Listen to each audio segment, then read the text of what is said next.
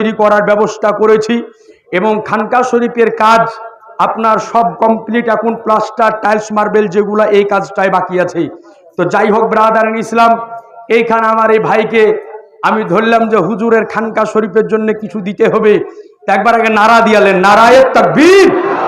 আরে জোরে দেন না গো, নারায়ে তাকবীর, নারায়ে রিসালাত, মাসলাকে আলা হযরত। তো এই ভাই আমার এক কথাতে বললেন যে মুফতি সাহেব, হুজুরের খানকাতে টাইলস লাগানোর জন্য আমি 15,000 টাকা দিয়ে দিব। বলেন মারহাবা, একটু জোরে বলেন না মারহাবা। তো ওই আলে নবী আওলাদে নবীর ঘরে টাইলসটা হবে, তো উনি 15,000 দিয়েছেন।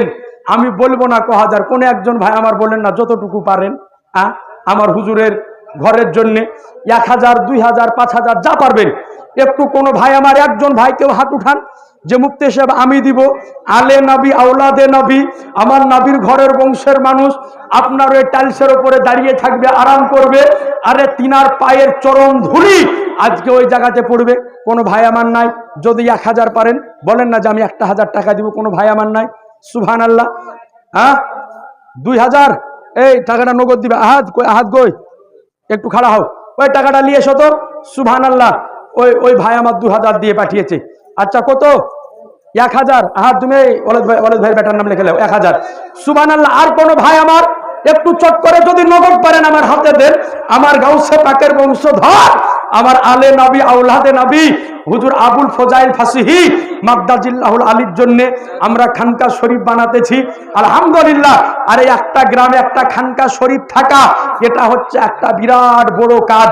কারণ জানেন যে এই পৃথিবীর বুকে, বরং এই ভারতবর্ষের বুকে ইসলাম এসেছে। তুমি দিলে ইসলাম এসেছে এই পবিত্র খানকা থেকে। বলেন সুবহানাল্লাহ। যদি আমার খাজা পাক খানকা না আনতেন তাহলে বলেন মুসলমান এই ভারতে ইসলাম আসতো? জোরে বলেন না, আসতো না। তো ইনশাআল্লাহ তাআলা এই খানকার হেফাজত করতে হবে। আর কোনো ভাই আমার নাই সুবহানাল্লাহ যে 1,000 পারি, 2,000 পারি, 500 পারি দিয়ে দিব? একটু বলেন না, হাত উঠিয়ে দেন। সুবহানাল্লাহ। আমার হুজুর কেবলার ঘরের জন্য একটু মন থেকে, দিল থেকে সুবহানাল্লাহ। এটা আপনি দিলেন আলহামদুলিল্লাহ। ধরেন টাকাটা আলহামদুলিল্লাহ। যে যা পারবেন একটু বলেন না। যদি আপনি সঙ্গে না থাকেন তো দেন, সুবহানাল্লাহ পরে করে দিয়ে দিন, কাজ আরম্ভ হবে তখন দিয়ে দিবেন। আর যিনারা 150, 200 যে যা পারবেন একটু দেন না আমার হাতে, যা আছে পকেটে আমার হুজুর কেবলার জন্য। যদি 10 টাকা পারেন তাও দেন। সুবহানাল্লাহ। কোনো ভাই আমার নাই? যে যা পারবেন একটু দেন না। আচ্ছা সালাম ভাই 1,000 আলহামদুলিল্লাহ। আরে আলে নবী আওলাদে নবী আপনার জন্য দোয়া করবে। জেনে রাখবেন আলে নবী আওলাদে নবীর হাত থেকে দোয়া সকলেই পাই না। সুবহানাল্লাহ। যান যে যা পারবেন বাচ্চাদের হাতে পাঠিয়ে দেন। 50, 100, 10, 20 আমার হুজুরের ঘরের জন্য যে যা পারবেন। আপনার 1 টাকা লেগে থাকলে কিয়ামতের ময়দানে পাবেন। সুবহানাল্লাহ। একটু চট করে যে পারবেন যা, 50, 100, 10, 20 সুবহানাল্লাহ। একটু চট করে দেন, চট করে দেন, যা পারবেন। লিয়ে বাবু লিয়ে দেন, একটু চট করে সুবহানাল্লাহ। হুজুরের ঘরের জন্য নিয়ে এসো। যার পকেটে যা আছে 10 টাকা পারলে আপনি 10 টাকা দিয়ে যান। সুবহানাল্লাহি ওয়া বিহামদিহি আলহামদুলিল্লাহ। যে যা পারবেন একটু তাড়াক করে দিয়ে দেন। আর 1,000, 2,000 যে যা পারবেন একটু লেখান। আরে দেন হুজুর কেবলার। কে দিলে? তুই দিলি, তোর আব্বা দিলি 1,000। সুবহানাল্লাহ, আল্লাহ যেন কবুল করে। এদিক থেকে 600 আল্লাহ যেন কবুল করে। এদিক থেকে এসছে আল্লাহ যেন কবুল করে। এদিক থেকে এসছে সুবহানাল্লাহ, আল্লাহ যেন কবুল করে, আল্লাহ যেন কবুল করে। আর আমার হুজুর কেবলার হাত থেকে দোয়া নেবেন। সুবহানাল্লাহ। 2 টাকা পারলে আপনি 2 টাকায় দেন, আলহামদুলিল্লাহ ওটাই কবুল করবে। সুবহানাল্লাহ। যা পারবেন সেটা দেন। ইনশাআল্লাহ তাআলা আল্লাহ পাক আপনাদের এই দান দেখতেছে, আমার রাসূলুল্লাহ মদিনা থেকে দেখতেছে। সুবহানাল্লাহ আলহামদুলিল্লাহ। একটু চট করে নিয়ে আসেন। নিজে না পারলে বাচ্চা গেলেন হাত দিয়ে পাঠান। 1 টাকা যদি লেগে থাকে ইনশাআল্লাহ তাআলা ওটা আল্লাহ কবুল করবে। আল্লাহ পাক দেখতেছেন, আমার রাসূলুল্লাহ মদিনা থেকে দেখতেছেন, আমার নবী সাক্ষী আছেন, আমার নবী দর্শন করতেছেন যে আমার ঘরের আওলাদের জন্য থাকার ব্যবস্থা করে দিচ্ছে কে, থাকার ব্যবস্থা করে দিচ্ছে কে, আমার নবী দেখতেছে। জেনে রাখবেন নবীর ঘরানাকে থাকার ব্যবস্থা করে দিলে কিয়ামতের ময়দানে নবী আপনার জান্নাতে থাকার ব্যবস্থা করে দিবে। এ আজি জানা মুহতারাম, যতটুকু পারবেন ইনশাআল্লাহ তাআলা দিয়ে যান আমার হুজুর কেবলার ঘরের জন্য। সুবহানাল্লাহ আলহামদুলিল্লাহ। আল্লাহ যেন সকলের দানকে কবুল করে। ব্রাদারান ইসলাম, আজি জানা মুহতারাম, একটু চট করে যে যা পারবেন ভাইরা আমার 2 মিনিট, এদিকে হিসাবটা কমপ্লিট হয়ে যাবে আর ইনশাআল্লাহ তাআলা আমি আলোচনাটা শেষ করব। সুবহানাল্লাহ একটু চট করে দেন। যে যা পারবেন, 2 টাকা পারলে আপনি 2 টাকায় দেন, ওটাই আল্লাহ পাক কবুল করবে। দান ছোট বড় নয়, অন্তর থেকে দেন, পীরের মহব্বতে দেন, গাউসের মহব্বতে দেন, কুতুবের মহব্বতে দেন। এই আজিজানে মোহতারাম খানকা শরীফের কে দিলে তোর আব্বা? আল্লাহ পাক যেন হেফাজত করে, আল্লাহ পাক যেন সকলের দানকে কবুল করে। সুবহানাল্লাহ, আলহামদুলিল্লাহ। আজিজানে মোহতারাম একটু চট করে যে যা পারবেন একটু তাড়াক করে নিয়ে আসেন। সুবহানাল্লাহ, আল্লাহ সকলের দানকে অবশ্যই কবুল করবে ইনশাআল্লাহ তাআলা।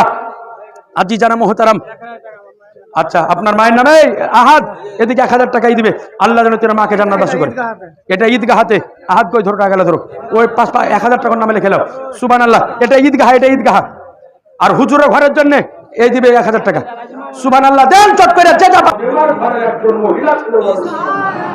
এই আজিজানে মোহতারাম আল্লাহ রাসূল সেই সালাম বলেন যে আব্দুল্লাহ ইবনে মুবারক, তোমাকে খুশখবরি শোনাই, তোমার এই দানে আল্লাহ এত খুশি হয়েছে যে তোমার মতো করে, তোমার চেহারা মতো করে আল্লাহ একজন ফেরেশতা নির্ধারণ করে দিয়েছে। তুমি হজে প্রতি বছর যাও না যাও, এই ফেরেশতা তোমার পক্ষ থেকে কিয়ামত পর্যন্ত হজ আদায় করতে হবে। একটু জোরে বলবেন না? এবার একটু আওয়াজ দিয়ে বলা যাবে না? এই আজিজানে মোহতারাম আপনাদের নিকটে আরোপ করি, ये ছিল রাসূল কায়নাত সাল্লাল্লাহু আলাইহি ওয়াসাল্লামের আহলে নবী আওলাদে নবীকে তো তিনি একবার হজে যাওয়ার মনস্থ করলেন। পবিত্র বাইতুল্লাহ শরীফ হজ করার জন্য যাবেন। অনেক টাকা একত্র করলেন, করার পরে হজে তিনার যাওয়া সম্ভব হলো না। তিনার সঙ্গী সাথী যারা ছিল তারা হজের কাজ কমপ্লিট করে আসলো। কমপ্লিট করে আসার পরে তার বন্ধুরা যাওয়ার পরে হযরতে আব্দুল্লাহ বিন মুবারক রাহমাতুল্লাহ আলাইহি দরজায় ঠক করে আওয়াজ দিতেছে। আওয়াজ দেওয়ার পরে তিনি সালাম দিতেছেন, আসসালামু আলাইকুম ইয়া হাবিবুল হুজ্জা। আব্দুল্লাহ বিন মুবারক রাহমাতুল্লাহ আলাইহি হাসি দিয়ে বললেন যে বন্ধুরা, আমি তোমাদের সাথে পবিত্র মক্কা শরীফ হজে যাব বলেছিলাম, যেতে পারিনি, তাই বলে আমার সঙ্গে ঠাট্টা করতেছো, মজাক করছো? ওর বন্ধুরা বলে, আব্দুল্লাহ ইবনে মুবারক, আল্লাহর জাতের কসম, তোমার সঙ্গে ঠাট্টা করতেছি না, তোমার সঙ্গে মজাকিও করতেছি না। জেনে রাখো ভাই, আমরা যখন পবিত্র মক্কা শরীফে কাবা শরীফ তওয়াফ করার উদ্দেশ্যে যখন রাউন্ড মারার জন্য দাঁড়ালাম, আল্লাহর কসম আমরা ছিলাম পেছনে, তো তোমাকে দেখেছি সামনে। যখন সাফা মারওয়া সাই করার উদ্দেশ্যে গেলাম, তো আমরা দেখলাম আমরা আছি পিছনে, তুমি আছো সামনে। যখন রবি করতে গেলাম, তো দেখলাম যে তুমি আছো সামনে, আমরা আছি পিছনে। বলে ওগো ভাই আব্দুল্লাহ ইবনে মুবারক, বড় আল্লাহ পাক কোন আমলের ওসিলায় এই রকম দরজা তোমাকে দান করে দিল? হযরত আব্দুল্লাহ ইবনে মুবারক রাদিয়াল্লাহু আনহু বলেন যে সবাই যেই দিন তোমরা পবিত্র হজ শরীফে যাবে, সেই দিনটা সকাল বেলাতে বাজারে কিছু প্রয়োজনীয় জিনিস কেনার জন্য আমি গিয়েছিলাম।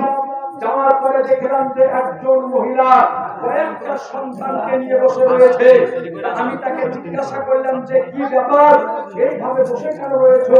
তো বললো যে কয়েকদিন ধরে সন্তানদেরকে খাওয়াইতে পারিনি, আর আমিও খেতে পাইনি। তো আল্লাহর কসম, হজে যাওয়ার জন্য যে সামানপত্র কেনার দরকার ছিল, ওই সম্পূর্ণ টাকাটা ওই মহিলাকে আমি দান করে দিয়েছিলাম। বলেন সুবহানাল্লাহ। এই আজিজানে মোহতারাম, এইবার আব্দুল্লাহ ইবনে মুবারক রাদিয়াল্লাহু তাআলা আনহু নির্জন রাত্রিকালে নিজের বিছানাতে যখন শুয়েছে, তো হঠাৎ করে রাত্রের অন্ধকারে স্বপ্নের মাধ্যমে দেখতেছে যে আমার শাহানশাহে জিবাকার, মদিনাকে তাজদার, আহমদে মুখতার, নবীকে সর্দার, কৌলদানের মালিক মুখতার আমার রাসূলুল্লাহ আব্দুল্লাহ ইবনে মুবারকের নিকটে হাজির হয়ে যাওয়ার পরে বলে, ও আব্দুল্লাহ ইবনে মুবারক শোনো, সেই দিনটা সকাল বেলাতে তুমি যে বাজারে একজন মহিলাকে কিছু টাকা দান করেছিলে, ওটা কেউ ছিল না, বরং ওটা আমার মা।